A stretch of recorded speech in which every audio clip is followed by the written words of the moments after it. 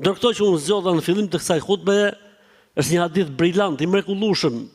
Subhanallah. Sa herë që e lexoj këtë hadith më rënqetet mishi, pasha Zotin. Më rënqetet mishi se kemi të bëjmë me një porosi dhe një këshill që është jashtë asaj që ndodh sot në botë. Madje edhe ndoshta nga njerëzit që i përmbahen fesë dhe besimit. Çfarë thot hadithi? Eddil emanete ila men i'tamanak. Çoja amanetin në vend, krye detyrën ti vet. Wala takhun men khanak. Dhe mos tradhto atë që të ka tradhtu. Subhanallahu, vëllezër dhe motra, sa herë ne arsyetohemi në jetë, ja bona se ma ka bo. Ja ktheva se ai e nisi i pari, e tjerë, shumë zullume njeriu i bën, sepse menon me që ai e bëri i pari, unë ja kthej. Jam të kthy hakun Allah, sa ai nisi, la ilaha illallah. Është shumë e vështirë që ti ta kthejsh aq sa të shbër padrejtia, shumë e vështirë. Sepse njeriu kur mat për veten e tij, mat me peshore tjetër. E kur mat për tjetrin, mat me peshore tjetër. Jo vetëm në tregti, jo në biznes. Jo, edhe në të drejta, edhe në hukuk, edhe në merita. Njeriu është i prirur që vetes tij t'ia peshojë gjonat shumë. Ndërkohë që tjetrit mos t'ia peshojë gjë, mëse s'ka gjë. Për shembull, në rastin një tjetër, pa mëse i llafi thosh, pa mëse i metër tokë e lujta kufinin, pa mëse s'ka gjë se për tjetrin. Kurse për vete, i llaf i vogël me ardh nga dikush, bëhet nomi.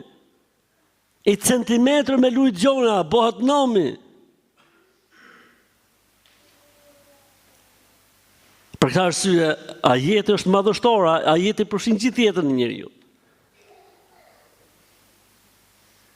Çoja amanetin në vend, ti bëje detyrën tënde, krye atë që është përgjegjësia jote. E mos e kthe tradhtin me tradhti, po përballu me tradhtarin. Tregoja venin. Përballu me të, arbitrohu me të, gjykohu me të. Po e ta tradhtosh.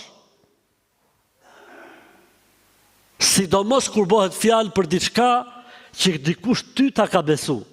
Gjojeni një hadith mrekullueshëm, vëllezër dhe motra, ndërkohë që po merresha me hutben, subhanallahu thosha me veten time, pejgamberi sa ose me ka zgjedhur këtë porosi për ta lënë në haxhin lamtumirës, që është fundi i ligjëratave të tij sallallahu alaihi wasallam. Ju drejtohet njerëzve, a e dini sa njerëz ka pas përpara? Minimalja e numrit që përmendet në të gjithë librat është 140.000 njerëz dëgjonin fjalën e tij.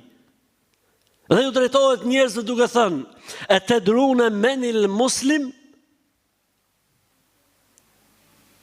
A e dini ju, o njerëz, se kush është musliman i vërtet?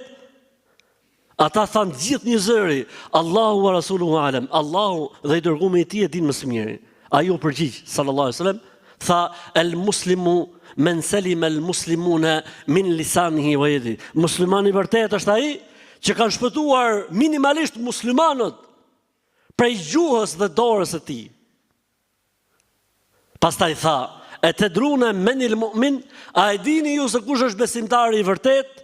Qalu Allahu wa rasuluhu ala. Ata thanë Allahu dhe i dërguari i tij e din më së miri. Tha pejgamberi sallallahu alaihi wasallam, el mu'minu men aminahu an-nasu fi amwalihim wa a'radihim. Besimtari i vërtet është ai që njerëzit i besojnë pasuritë e tyre dhe nderin e tyre dhe sekretet e tyre të jetës.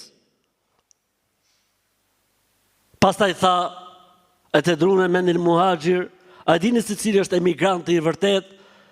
Pastaj tha, u përgjigj pejgamberi sallallahu alajhi wasallam, tha emigranti i vërtet është ai që emigron nga gjërat që Zoti ka ndalu. Pastaj tha, a e dini ju se cili është luftëtari i vërtet? Ata thanë, Allahu dhe i dërguari i tij e din më së miri. Pejgamberi sallallahu alajhi wasallam tha, luftëtari i vërtet është ai i cili fiton mbi nefsin e tij, mbi vetveten e tij, mbi egon e tij. Ky është një nga ajetet që flitet për amanetin, po është një ajet shumë më i gjerë, ajeti ku Zoti thot, inna aradna al-amanata 'ala as-samawati wal-ard فأبين أن يحملنها فأشفقن منها وحملها الإنسان إنه كان ظلوما جهولا. Ja paraqitëm, thot Zoti, ja paraqitëm amanetin qiejve dhe tokës dhe maleve, dhe nuk pranun që ta marrin. Ja paraqitëm njeriu tha e bëj unë, e marron përsipër. Njeriu është zullumqar i madh dhe i padrejt, ignorant. Ja paraqitëm amanetin, fjala amanet të çfarë kuptimi ka? Përgjegjësinë, përgjegjshmërinë. Njeriu shumë herë një thot po, bëj unë. Po, jam unë. Ndërmer hapa dhe vendime dhe qëndrime në jetë që tregojnë sa i ka marrë përsipër përgjegjësinë. Edhe pse nuk thot unë marr përgjegjësi, nuk ka lidhje. Në momentin që ndërmer një hap caktuar apo një vendim caktuar, apo mban një qëndrim caktuar dhe merr përgjegjësi mbi vete, do të thosë se ti je ngarku me një amanet. Je ngarku me një amanet.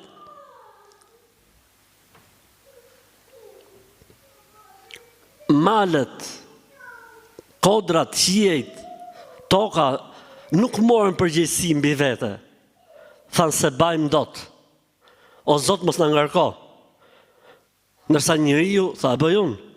Dhe në përgjithësi ne themi për çdo gjë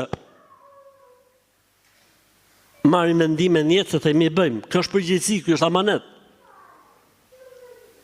E amaneti më i madh që ka njeriu mbi qafën e tij dhe mbi kurrizin e tij është amaneti i fesë dhe i besimit. A e kuptove që ka Zot? Po.